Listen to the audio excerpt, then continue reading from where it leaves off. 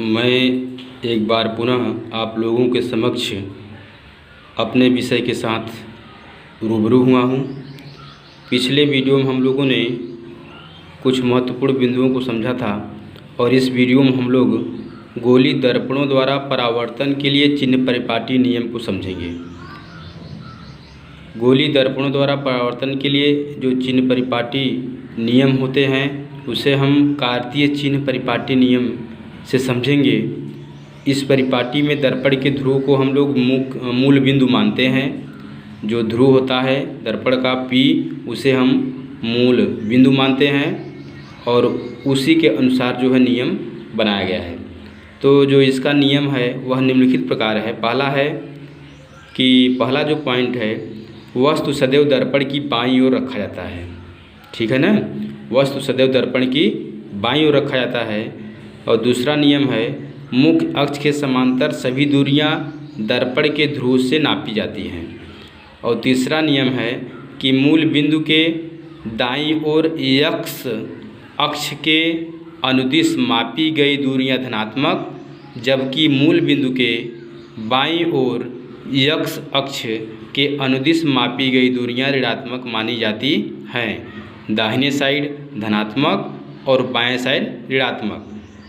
चौथा नियम है कि मुख्य अक्ष के लंबवत y अक्ष के अनुदिश ऊपर की ओर मापी गई दूरियां धनात्मक मानी जाती हैं।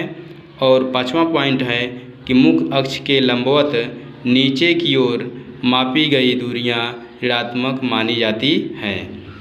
कुछ इसमें महत्वपूर्ण नोट्स हैं, इसको आप लोगों को समझना है। पहला है कि उत्तल दर्पण की फोकस दूरी धनात्मक तथा अवतल दर्पण की फोकस दूरी ऋणात्मक होती है।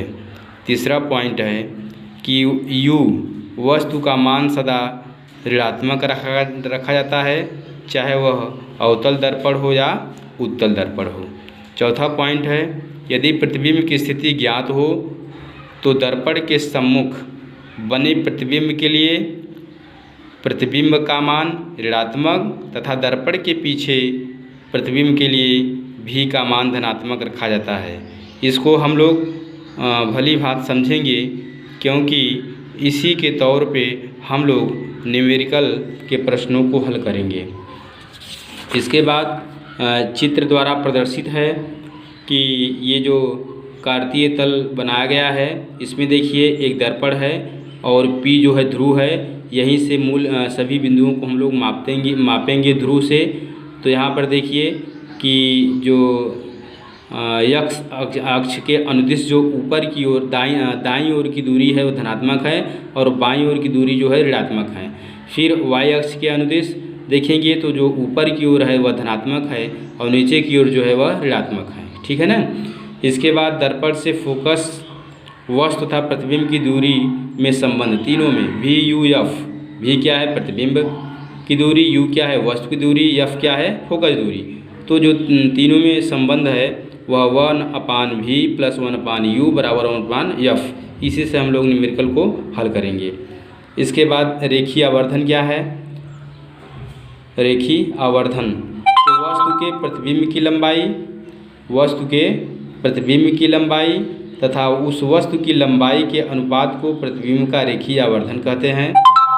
और रेखीय आवर्धन बराबर प्रतिबिंब की लंबाई बटे वस्तु की लंबाई, m बराबर I/O, या यहाँ पर m बराबर H' भी कर सकते हैं, जो कि I क्या है? प्रतिबिंब की लंबाई है, O क्या है? वस्तु की लंबाई है। ठीक है ना।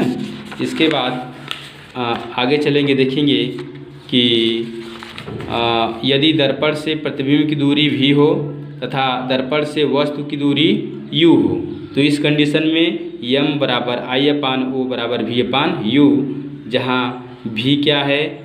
प्रतिबिंब की दूरी है, U क्या है?